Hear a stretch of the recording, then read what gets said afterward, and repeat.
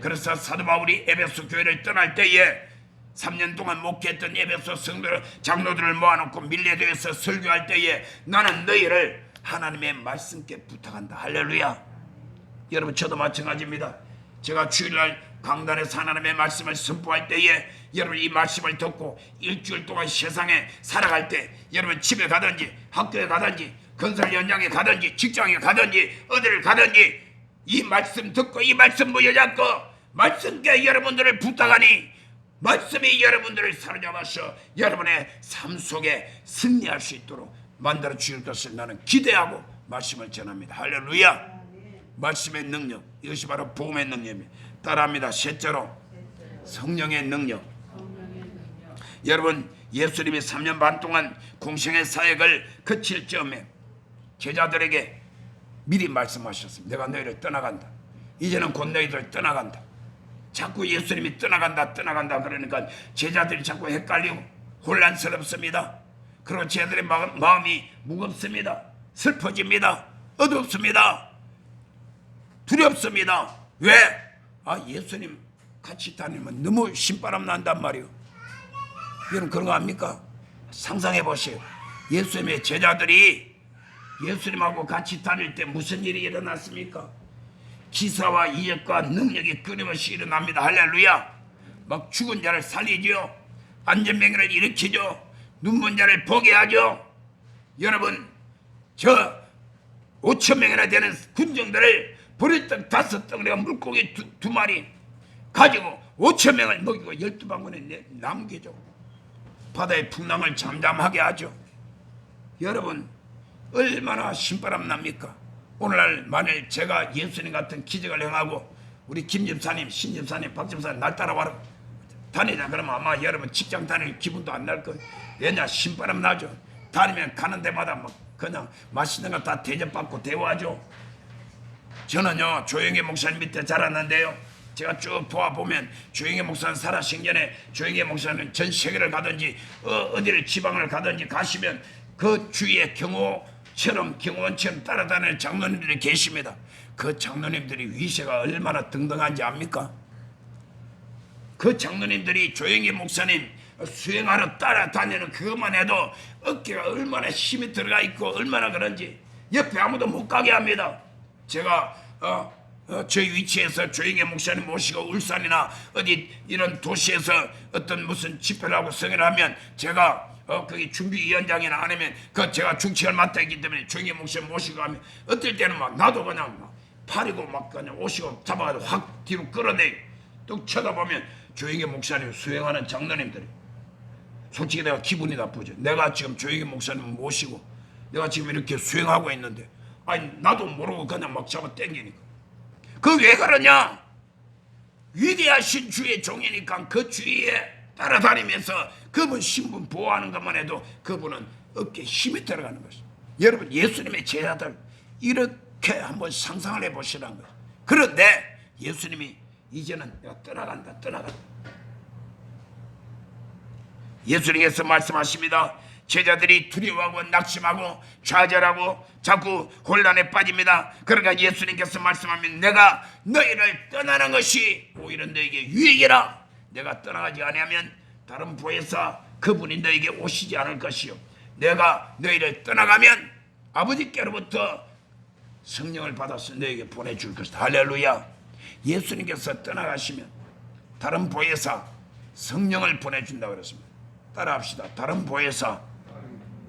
이 다른 보혜사라는 말은 다르다는 말은 헬라 원어로 보면 알로스라는 말입니다. 알로스는 다른 건 다르는데 똑같은 다른 겁니다. 똑같은 다른 겁니다.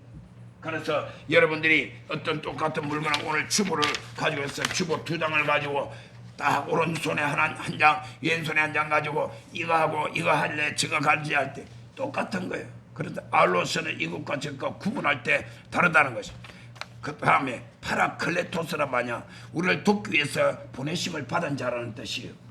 쉽게 말하면 변호사와 같은 것입니다. 여러분 우리가 변호사 돈 주고 사잖아요. 왜 합니까?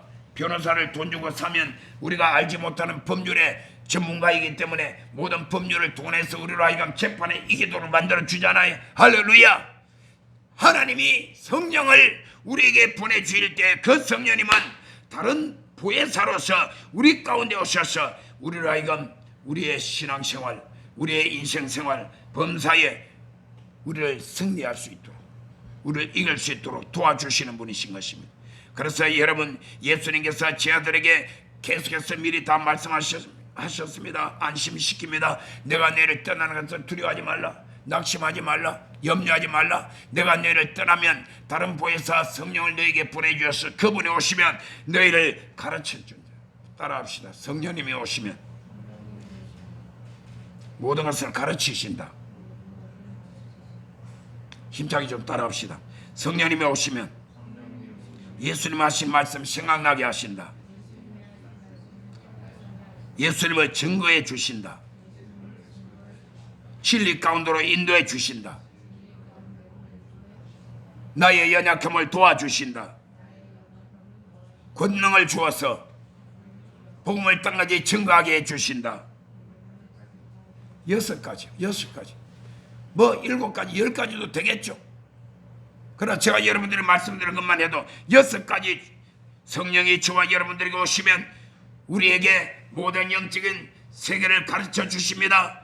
예수님께서 하신 말씀, 하나님이 주신 말씀 생각나게 하십니다. 언제? 그때마다 일마다 때마다 하나님의 말씀이 생각나게 하십니다. 할렐루야.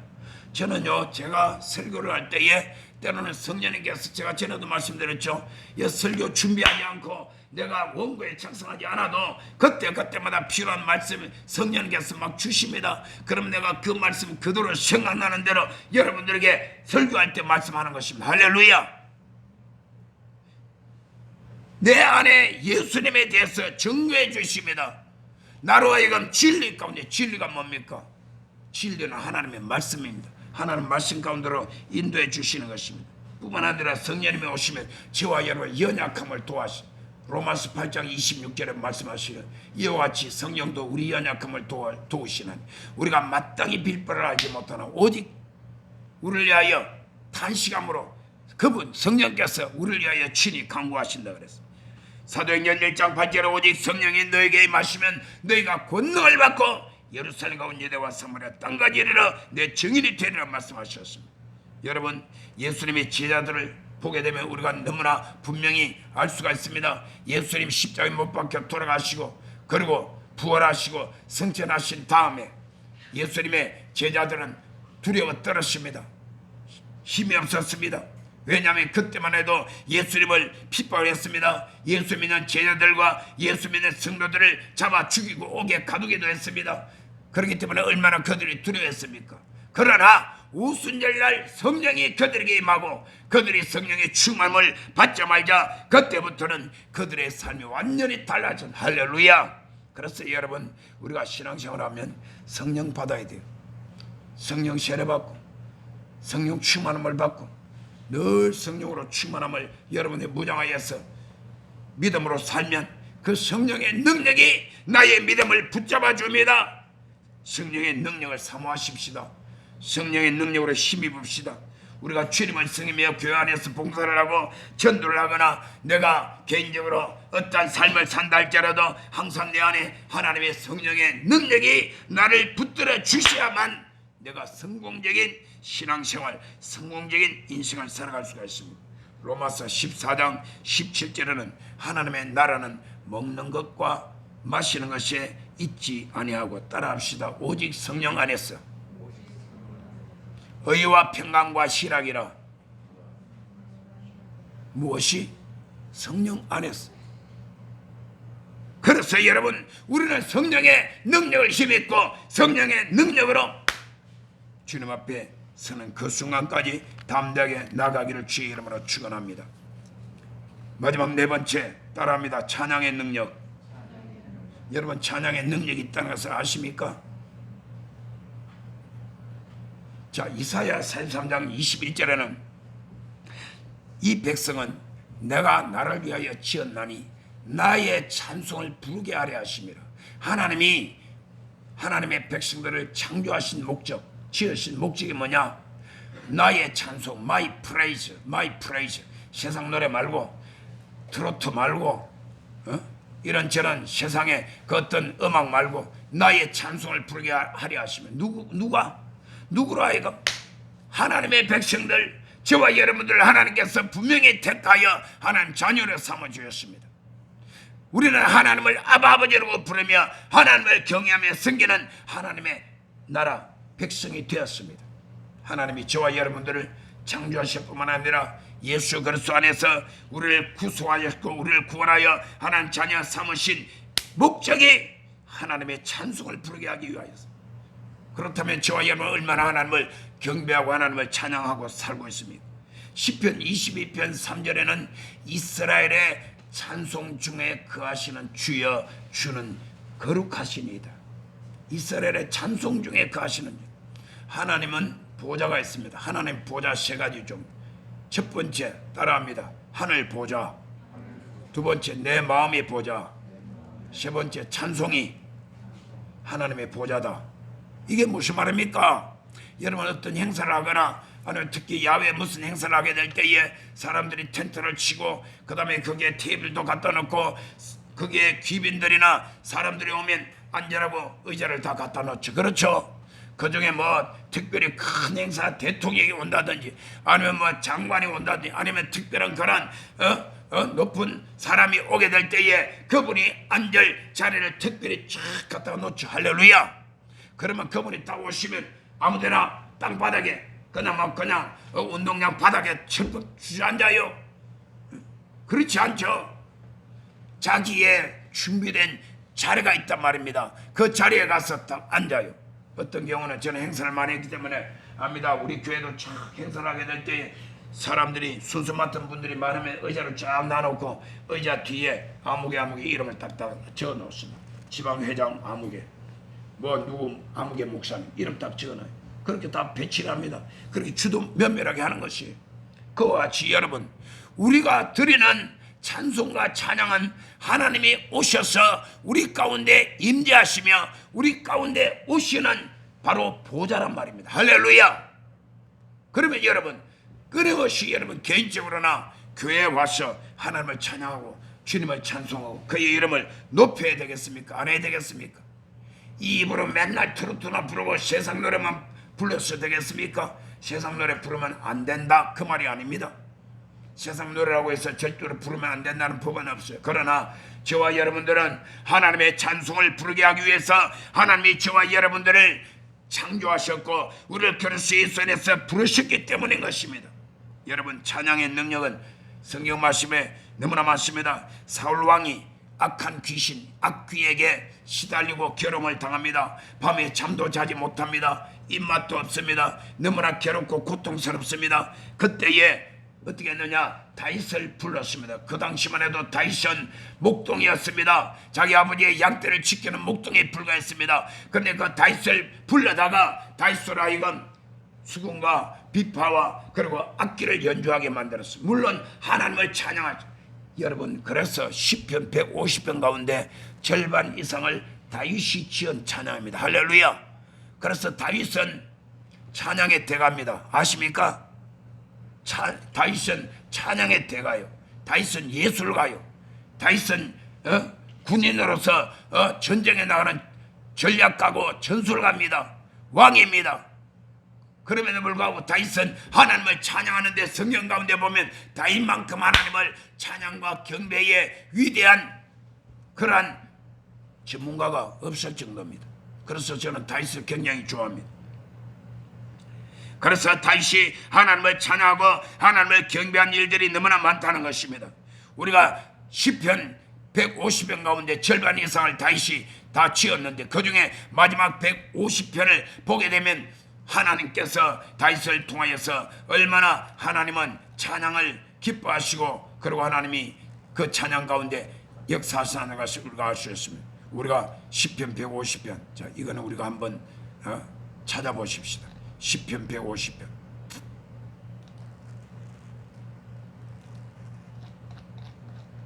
자 시편 150편 1절부터 6절까지 우리 다 같이 함께 우리가 보겠습니다. 시작. 할렐루야 그의 성소에서 하나님을 찬양하며 그의 권능의 궁창에서 그를 찬양할지어다. 그의 능하신 행동을 찬양하며 그의 지극히 위대하심을 따라 찬양할지어다. 나팔 소리로 찬양하며 비파와 수금으로 찬양할지어다. 소치며 춤추어 찬양하며 현악과 퉁소로 찬양할지어다. 큰 소리 나는 지금으로 찬양하며 높은 소리 나는 지금으로 찬양할지어다. 호흡이 있는 자마다 여호와를 찬양할지어다. 할렐루야. 아멘. 호흡이 있는 자마다, 다시 말하면 내가 숨이 끊어질 때까지, 죽기 전까지는 하나님을 찬양하라고 그랬습니다. 어디에서? 성소에서 하나님을 찬양하며. 권능의 궁창이 어디입니까? 여러분 어느 곳에 가든, 여러분 지붕 위에 가 있든지 바다 배 타고 있든지 자동차 타고 가든지, 여러분 안방에 계시든지 어디 있든지 하나님의 권능의 궁창에서 하나님을 찬양해야 됩니다. 무엇을 찬양합니까? 그의 능하신 행동을 찬양하며 그의 지극히 위대하심을 따라 찬양할지어다.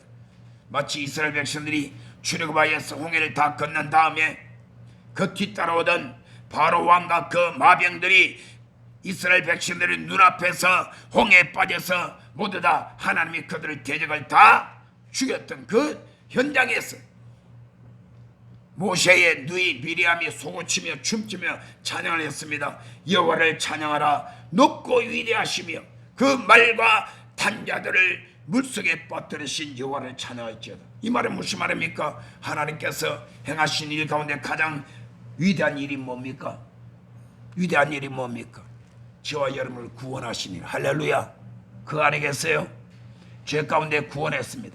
지옥 갈 저와 여러분들을 택하여서 하나님의 독생자의 보혈로 값주고 사실서 우리를 천국으로 데려가는 이 구원의 위대하신, 그리고 하나님께서 저와 여러분 삶 가운데 끊임없이 역사하시는 일들을 얼마나 우리는 많이 체험하고 있지 않습니까? 나는 요즘 특별히 하나님께서 행하시는 일을 보면서 하나님께 감사하고 찬양합니다. 할렐루야. 여러분들이 보게 될 것입니다. 조금만 더 기다리면 더 하나님이 행하시는 일들을 많이 보게 될 것입니다. 하나님이 행하시는 그 위대하신 일과 하나님의 구원의 역사를 우리는 끊임없이 감사하고 찬양하고 경배해야 됩니다. 우리가 다음 주일날 우리가 추수감사 주일로 지키는데 그냥 1년의 절기로만 지키는 것이 아니라 하나님 앞에 감사할 것을 이것저것 생각하면서 하나님 앞에 감사를 내 마음을 하고 입술로 말하며 나의 모든 손길로 내 정성한 하나님을 찬양하는 저와 여러분들이 되시기를 주의 이름으로 축원합니다. 우리가 하나님 앞에 찬양할 때 그의 행하신 일을 찬양하며 무엇으로 찬양하느냐? 여러분 비파와 수금으로 나팔 소리로 소고치며 춤추며 찬양하며 현악과 퉁소로 찬양할지 7가지 여기를 다 열거를 하고 있습니다.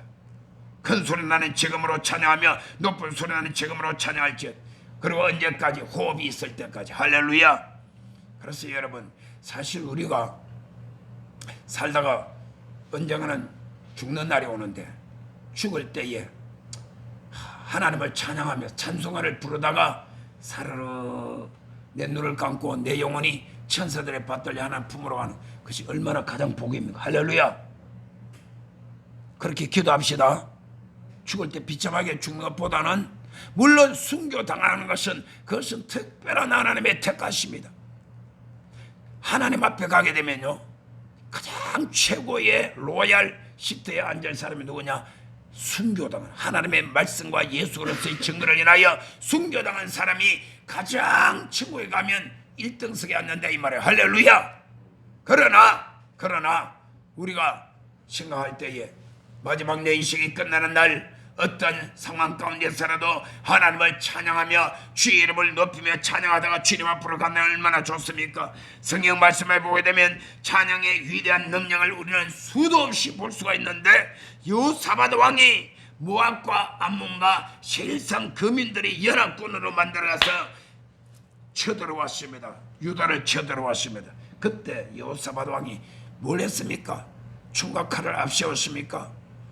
그렇지 않았습니다. 성가대를 만들어가지고 성가대 가운을 입혀서 전쟁터에 나가면서 제일 앞장 세워가지고 하나님을 찬양했습니다. 할렐루야.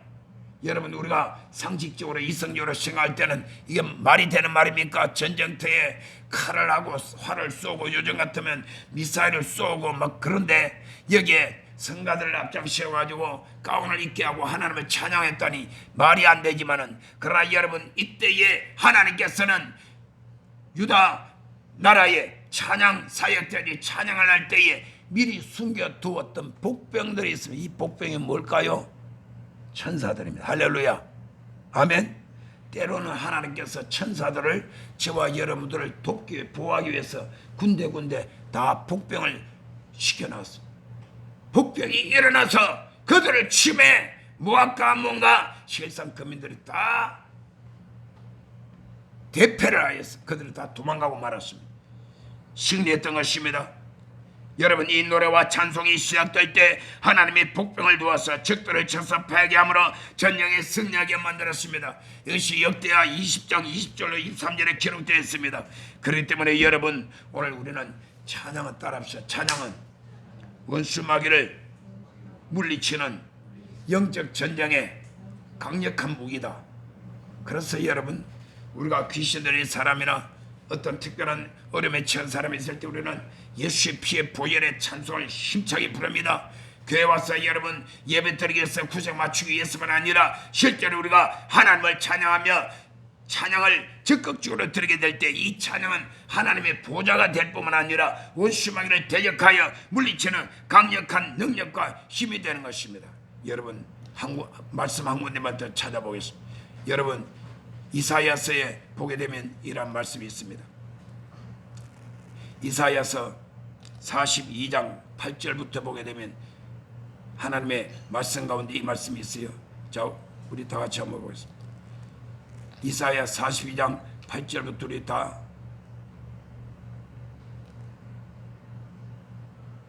(13절까지) 다 같이 힘차게 보면 시작. 나는 야훼니 이는 내 이름이라. 나는 내 영광을 다른 자에게 내 찬송을 우상에게 주지 아니하리라. 보라, 전에 예언한 일이 이미 이루어졌느니라. 이제 내가 새 일을 알리노라. 그 일이 시작되기 전에라도 너에게 이르노라. 항해하는 자들과 바다 가운데의 만물과 섬들과 거기에 사는 사람들아, 야훼께 새 노래로 노래하며 땅끝에서부터 찬송하라. 광야와 거기에 있는 성읍들과 게달 사람이 사는 마을들은 소리를 높이라. 셀라의 주민들은 노래하며 산꼭대기에서 즐거이 부르라. 야훼께 영광을 돌며 섬들 중에서 그의 찬송을 할지어다. 자, 13절 특별히 다 같이 시작. 여호와께서 용사같이 나가시며 전사같이 분발하여 외쳐 크게 부르시며 그 대적을 크게 치시리로다. 할렐루야. 하나님이 용사같이 나가시며 전사가 뭡니까? 전쟁터에 전쟁을 치는 그런 강한 용사를 두고 하는 말입니다. 전사같이 분별하여 외쳐 크게 부르시며 그 대적을 크게 치시는데 뭐 할 때? 무슨 일이 있을 때 이런 일이 일어납니다. 우리가 하나님을 찬양할 때. 할렐루야. 아멘이시죠?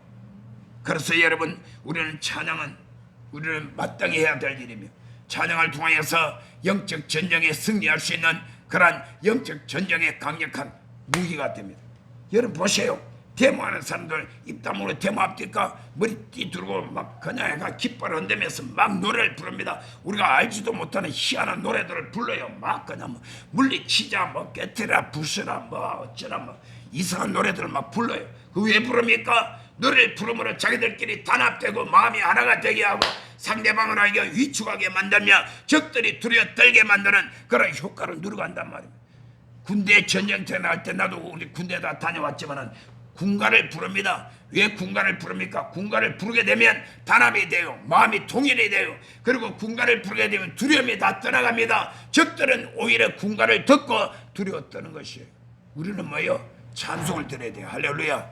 여러분 집에서 찬송을 드리고 자동차 안에서 찬송을 듣고 부르고 교회 와서 찬양할 때에 여러분 힘차게 하십시오. 전심을 다하여 찬양하면 우리 하나님께서 이 찬양을 통하여서 적들을 쳐부시고 원수 마귀를 물리치게 될 줄로 믿습니다. 할렐루야. 우리 다 같이 자리에서 일어나십시다.